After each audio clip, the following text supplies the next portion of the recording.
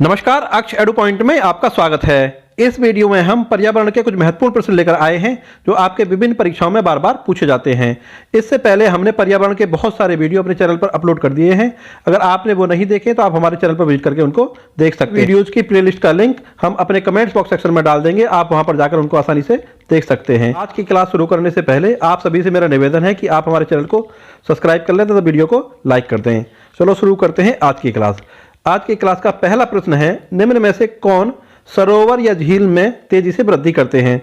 तो आपको बताने हैं, ये चार ऑप्शन दिए हुए हैं कि इनमें से कौन सा पौधा है जो किसी भी सरोवर या झील में तेजी से वृद्धि करता है और उनको जल्दी से भर देता है या उसको भरने में उत्तरदायी होता है।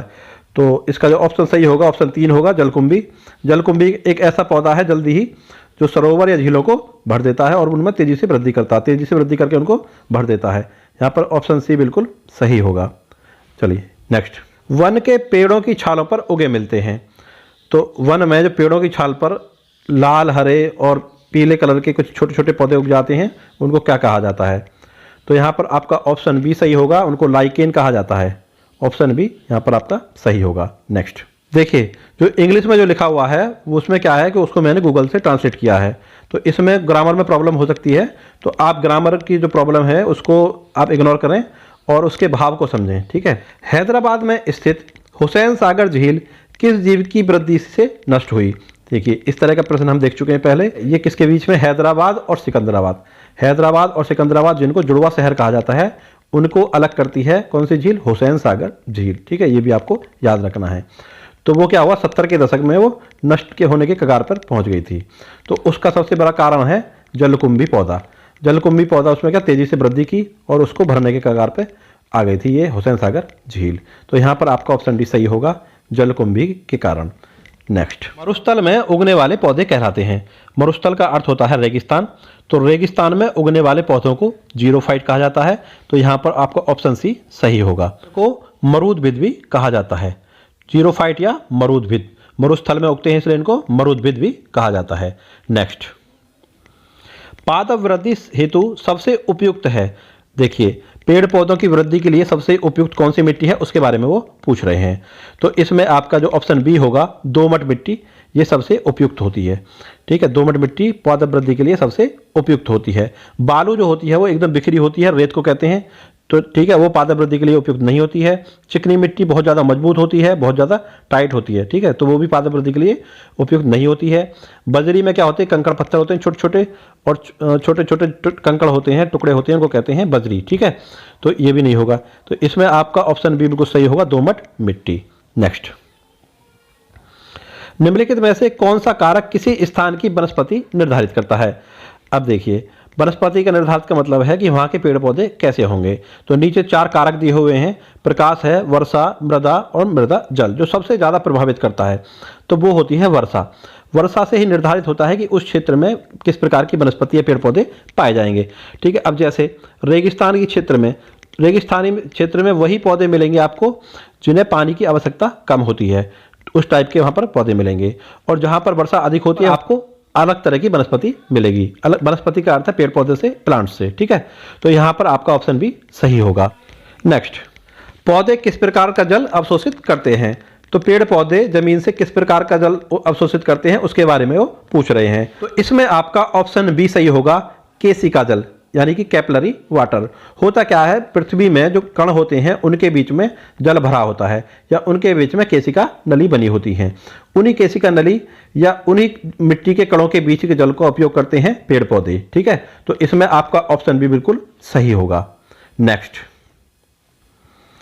मरुस्थल पादप अधिकतर होते हैं। अब देखिए, मरुस्थल मतलब रेगिस्तान में पाए जाने वाले पादप कैसे होते हैं उसके बारे में वो पूछ रहे हैं। तो इसमें आपका ऑप्शन ए सही होगा, मासल। मासल का अर्थ होता है गुदगुदे, ऐसे जिनके तने गुदगुदे होते हैं और उनमें पानी भरा होता है, ठीक है। पानी को वो इकट्ठा करते रहते हैं अपने तने में, ठीक है। तो यहाँ पर आपका पहला वाला जो ऑप्शन है, ऑप्शन ए, वो सही होगा, मासल, ठीक है। मासल मतलब गुदगुदे से, ठीक है। तो और इसको अंग्रेजी में कहते हैं फ्लैसी। आगे बढ़िए, घास स्थलीय परितंत्र में संख्या का पिरामिड कैसा होता है? अब देखिए, किसी इकोसिस्टम में जो पिरामिड होता है, ठीक है, उसके बारे में हमें पढ़ना है। इससे प्रश्न पूछे जाते हैं पिरामिड से। इकोसिस्टम में जो पिरामिड होते हैं उनको हम अच्छी तरह से पढ़ लेते हैं, उनको पढ़ते हैं अगली स्लाइड में। देखिए यहाँ पर हम 3 तरह के इकोसिस्टम के बारे में बात करेंगे। इकोसिस्टम की हिंदी होती है पारिस्थितिक तंत्र। पहला जो इकोसिस्टम है वो किसी वृक्ष का इकोसिस्टम है, दूसरा किसी तालाब का या किसी जल तंत्र का, और तीसरा है किसी घास क्षेत्र का। ठीक है, घास या किसी स्थल क्षेत्र का इकोसिस्टम। तो वृक्ष में आप देखिए सबसे पहले होता है वृक्ष, जो कि उत्पादक का कार्य करता है। किसी भी पिरामिड में उत्पादक सबसे नीचे होते हैं। ठीक है, अब आप देख लीजिए तीनों में उत्पादक आपको सबसे नीचे मिलेंगे। ठीक है, उत्पादक में आते हैं वनस्पतियाँ, घास फूस, ठीक है, छोटे छोटे पेड़ पौधे, ये आपके उत्पादक में आते हैं। तो जब किसी पेड़ के बारे में हम बात करेंगे तो पेड़ पर किसी पेड़ की संख्या होगी, कितनी होगी, वो 1 होगी, यानी कि कम होगी। ठीक है, तो इसलिए जो हमारा इसका पिरामिड है पेड़ के लिए या वृक्ष के लिए, जो जीव संख्या का पिरामिड है वो नीचे से छोटा होता है, नुकीला होता है, क्योंकि यहाँ पर पेड़ की संख्या कम है, 1 है, और उस पर जो निर्भर करते हैं उपभोक्ता, तो वो उनकी संख्या इस पेड़ की अपेक्षा ज़्यादा है। इसलिए यहाँ पर आपका जो पिरामिड है वृक्ष के लिए, जीव संख्या का पिरामिड चौड़ा होता चला गया है ऊपर की साइड में हम जब जाएंगे।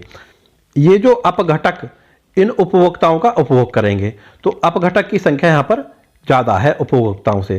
तो यहाँ पर देखिए जैसे जैसे ऊपर गए हम संख्या बढ़ती चली गई, इसलिए जो पिरामिड है वो नीचे से नुकीला था और ऊपर चौड़ा होता चला गया।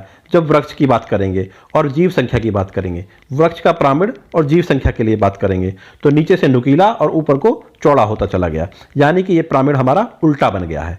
ठीक है, तो जब कभी भी प्रश्न पूछा जाए किसी भी वृक्ष का जीव संख्या का पिरामिड कैसा बनता है, तो हमें उत्तर देना होगा उल्टा बनता है। ठीक है, अब बात करते हैं तालाब के लिए। उत्पादक सबसे नीचे होते हैं और उत्पादक होते हैं छोटी छोटी शैवाल या छोटे छोटे पौधे, तो उनकी संख्या सबसे ज़्यादा होती है किसी भी तालाब में। उसके बाद आती है जो उन छोटी छोटी शैवाल या छोटे छोटे पौधों को उपभोग करते हैं, यानी कि प्राथमिक उपभोक्ता। इन उत्पादक की अपेक्षा उन प्राथमिक उपभोक्ताओं की संख्या थोड़ी सी कम है, इसलिए जो पिरामिड है वो थोड़ा सा ऊपर की ओर छोटा होता चला जाएगा। इसी प्रकार द्वितीय श्रेणी के जो उपभोक्ता हैं वो उनकी संख्या और कम हो जाएगी, तो पिरामिड और छोटा हो जाएगा। और जो आखिरी वाले हैं, ठीक है, जो तृतीय श्रेणी के उपभोक्ता हैं, उनकी संख्या और भी कम हो जाएगी, इसलिए पिरामिड बिल्कुल नुकीला हो जाएगा ऊपर जाकर के। अगर ये प्रश्न पूछा जाए तालाब का पिरामिड जो जीव संख्या के लिए देख रहे हैं, जीव संख्या का पिरामिड तालाब के लिए कैसा होगा, तो वो सीधा बनेगा, यानी कि ऊपर से नुकीला और नीचे से चौड़ा, सीधा बनेगा। ठीक है, आपने ये उत्तर देना है। इसी प्रकार से सेम है स्थल का या घास का पिरामिड। ठीक है, तो घास के पिरामिड में भी आप देखेंगे घास की संख्या ज़्यादा होती है सबसे, ठीक है, बाकी की अपेक्षा। प्रथम श्रेणी के उपभोक्ता, द्वितीय श्रेणी के उपभोक्ता, तृतीय श्रेणी के उपभोक्ता के अपेक्षा, तो घास की संख्या ज़्यादा होती है, इसलिए पिरामिड नीचे से चौड़ा होता है। इसी प्रकार जो प्राथमिक, द्वितीय और तृतीय श्रेणी के जो उपभोक्ता हैं उनकी संख्या क्रमशः ऊपर को घटती हुई जाती है, इसलिए पिरामिड नीचे से चौड़ा और ऊपर से नुकीला बनता है। इसलिए जब जीव संख्या की बात करें तो घास तंत्र का पिरामिड सीधा बनेगा। ठीक है, प्रश्न पूछा जाए जीव संख्या के लिए घास तंत्र का पिरामिड कैसा बनेगा, तो हमने उत्तर देना है सीधा बनेगा।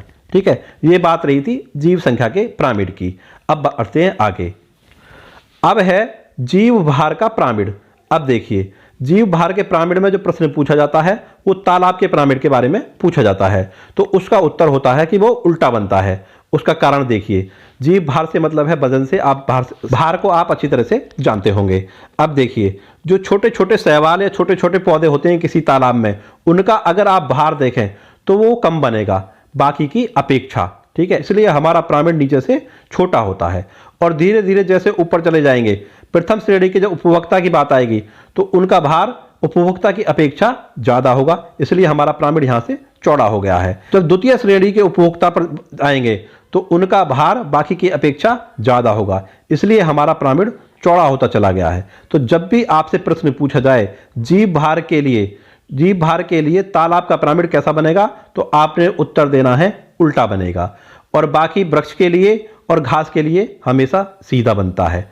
जीव भार के लिए सदैव सीधा बनता है। मान लीजिए वृक्ष की ही बात करें तो वृक्ष का जो वजन अगर देखें, भार देखें, तो वो ज़्यादा होगा बाकी की अपेक्षा, उसके उपभोक्ता और अपघटक की अपेक्षा, इसलिए वृक्ष का जीव भार के लिए पिरामिड सदैव सीधा बनेगा। इसी प्रकार से घास और वनस्पति का देखें तो घास और वनस्पति का जो भार होगा, जो जीव भार होगा, बाकी की अपेक्षा ज़्यादा होगा, अपेक्षाकृत प्रथम श्रेणी के उपभोक्ता, द्वितीय श्रेणी के उपभोक्ता और तृतीय श्रेणी के उपभोक्ता के। ठीक है, तो इसलिए जीव भार की जब बात करें तो तालाब का पिरामिड उल्टा बनेगा, वृक्ष का पिरामिड सीधा बनेगा और घास तंत्र का या वनस्पति का पिरामिड सीधा बनेगा। यह आपने उत्तर देना है। अब देखते हैं एक और। अब देखिए, हमेशा याद रखना आपने, संचित ऊर्जा का पिरामिड सदैव सीधा बनता है, चाहे तंत्र कोई सा भी हो, इकोसिस्टम आपका कोई सा भी हो, संचित ऊर्जा का पिरामिड सदैव सीधा बनता है। आपसे प्रश्न पूछा जाए चाहे कोई सा भी तंत्र दिया जाए, संचित ऊर्जा का पिरामिड कैसा बनता है? सदैव सीधा। इसका कारण यह है, देखो, जो ऊपर को जैसे चलते चले जाएंगे, एक स्तर से दूसरे स्तर में जब जाएंगे तो ऊर्जा सदैव घटती हुई जाती है। ठीक है, इसको मैं आपको साइड में यहां पर भी समझा देता हूं। देखिए, यहां पर अगर ऊर्जा 100 है, ठीक है, या 1000% है या 1000 कैलोरी है, अब मान लीजिए जैसे ही एक स्तर से ऊपर के स्तर में जाएंगे तो 90% ऊर्जा लॉस्ट हो जाएगी, यानी कि एक स्तर से दूसरे स्तर में जो ऊर्जा पहुंचेगी सिर्फ 10% पहुंचेगी, और इसका जो 10% होगा वो होगा 100। और इसी तरह से जो ऊपर जाएंगे तो अगले स्तर में जाने में ऊर्जा फिर 10% रह जाएगी, तो 100 का 10% हुआ 10।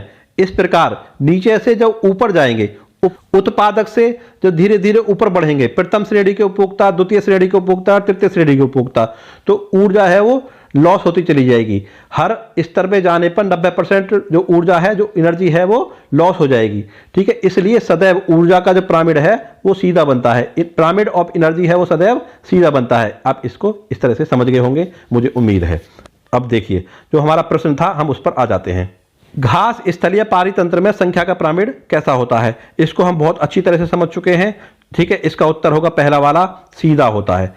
घास स्थलीय पारितंत्र में जो संख्या का पिरामिड है वो इस तरह से बनता है, ऊपर से नुकीला और नीचे से चौड़ा, क्योंकि जो संख्या है वो घास की ज़्यादा है, और धीरे धीरे धीरे ऊपर जैसे जाएंगे, प्रथम श्रेणी के उपभोक्ता, द्वितीय श्रेणी के उपभोक्ता, तृतीय श्रेणी के उपभोक्ता, उनकी संख्या लगातार घटती चली जाएगी। संख्या की बात कर रहे हैं, इसका भी ध्यान देना हमें जरूरी है। चलिए आगे बढ़ते हैं। एक तालाब के पारितंत्र में जीव भार का पिरामिड होता है, तो देखिए इसको हम अच्छी तरह से समझ चुके थे, उल्टा बनता है। ठीक है, इस तरह से बनता है, जीव भार का पिरामिड उल्टा बनता है, इस तरह से, ऊपर से चौड़ा और नीचे से नुकीला।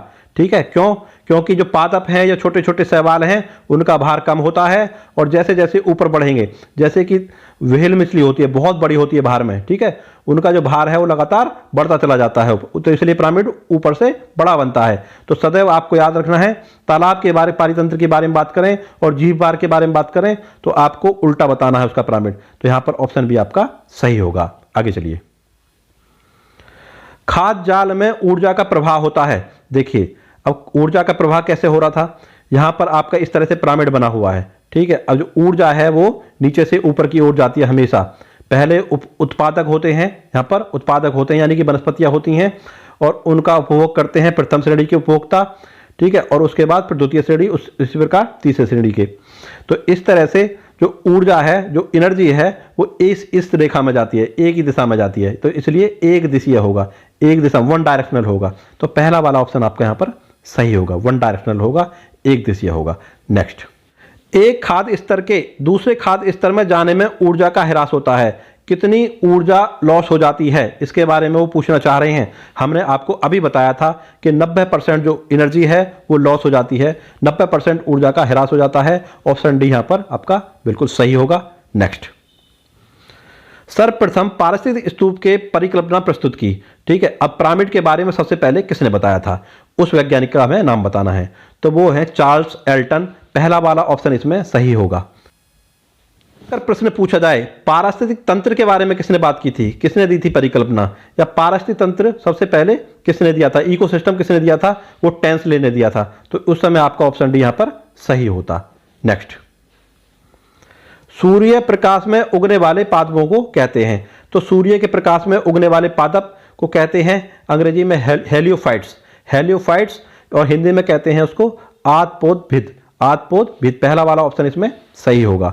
अब इस तरह के कैसे पौधे होते हैं, जैसे सूरजमुखी होता है, आपने देखा होगा, तो उसको कहते हैं आतपोदभिद या हेलियोफाइट्स। ठीक है, नेक्स्ट आगे बढ़िए। वायुमंडल का वह क्षेत्र जिसमें बादल का बनना बिजली कड़कना, तूफानों व आंधियों का होना पाया जाता है, उसे क्या कहते हैं? ठीक है, इसके बारे में देखो आपको पता ही होगा या मैं आपको बता दूं। ठीक है, इसमें 5 लेयर होती हैं वायुमंडल में, 5 परतें होती हैं। पहले उन परतों को हम अगली स्लाइड में समझ लेते हैं, उसके बाद हम अपने प्रश्न पर आएंगे। देखिए इसमें आप समझिए, इसमें 5 परतें दी हुई हैं। पहली है क्षोभ मंडल, फिर समताप मंडल, फिर मध्य मंडल, फिर ताप मंडल, फिर बाह्य मंडल। क्षोभ मंडल को कहते हैं ट्रोपोस्फीयर, ट्रोपोस्फीयर। समताप मंडल को कहते हैं स्ट्रेटोस्फीयर। मध्य मंडल को कहते हैं मीजोस्फीयर। ताप मंडल को कहते हैं, देखिए जो ताप मंडल है इसके 4 नाम आप समझिए, हिंदी में 2 नाम, ताप मंडल और आयन मंडल। ताप मंडल और आयन मंडल, अंग्रेजी में थर्मोस्फीयर और आयनोस्फीयर, थर्मोस्फीयर और आयनोस्फीयर। ठीक है, इसके नाम है। और बाह्य मंडल को कहते हैं एक्सोस्फीयर।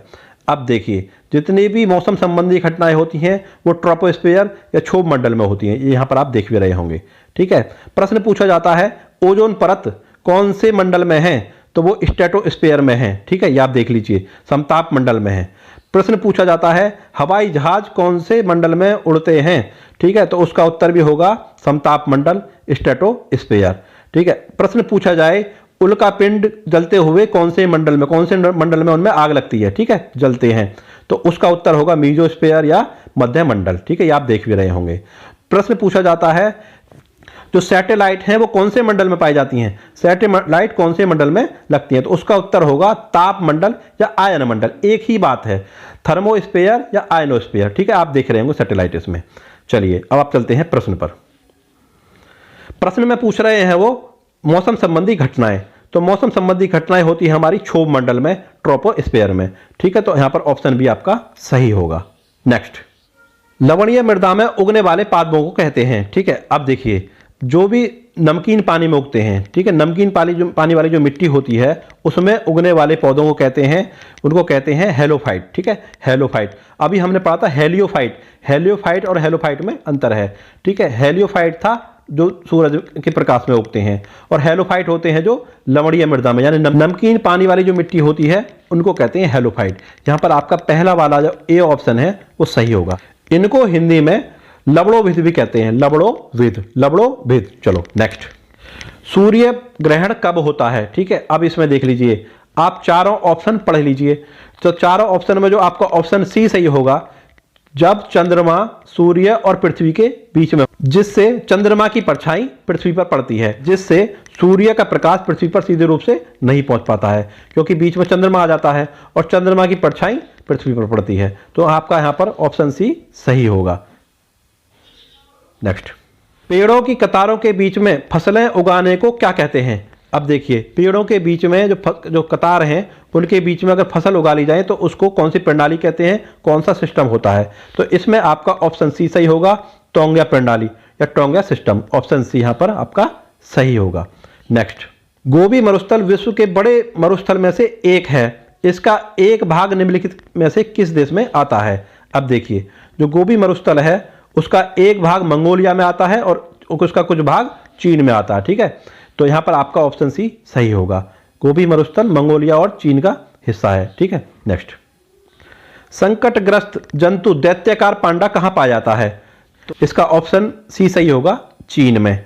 नेक्स्ट, विश्व ऊष्मायन के लिए निम्न में से कौन एक कारक है? ठीक है, विश्व ऊष्मायन का मतलब होता है ग्लोबल वार्मिंग।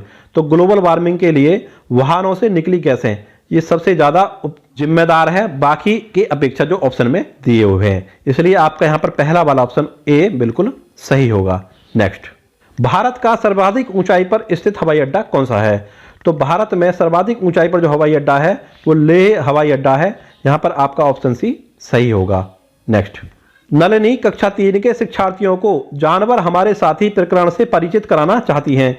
प्रकरण को और अधिक रोचक तरीके से प्रस्तुत करने के लिए निम्नलिखित में से कौन सी युक्ति सर्वाधिक उपयुक्त होगी? अब देखिए, अब चारों ऑप्शन को पढ़ लीजिए। जो सबसे उपयुक्त इसमें विधि होगी वो होगा ऑप्शन डी, जानवरों तथा उनके उपयोगिता पर आधारित फिल्म प्रदर्शित करना। ठीक है, अगर एक फिल्म बना के बच्चों को दिखाएंगे तो वो ज़्यादा ध्यान से उसको देखेंगे। अधिक रोचक पूछा उन्होंने, तो यही सबसे अधिक रोचक तरीका होगा। ठीक है, क्योंकि फिल्म को बच्चे अधिक गौर से देखते हैं, ज़्यादा ध्यान से देखते हैं, तो अधिक रोचक जो है ये वाला ऑप्शन होगा इसमें। ऑप्शन डी आपका यहाँ पर सही होगा। तो ये थी आज की क्लास। अगर क्लास आपको अच्छी लगी हो तो वीडियो को लाइक कर दें और चैनल को सब्सक्राइब कर दें। मिलते हैं अगली वीडियो में, तब तक के लिए नमस्कार।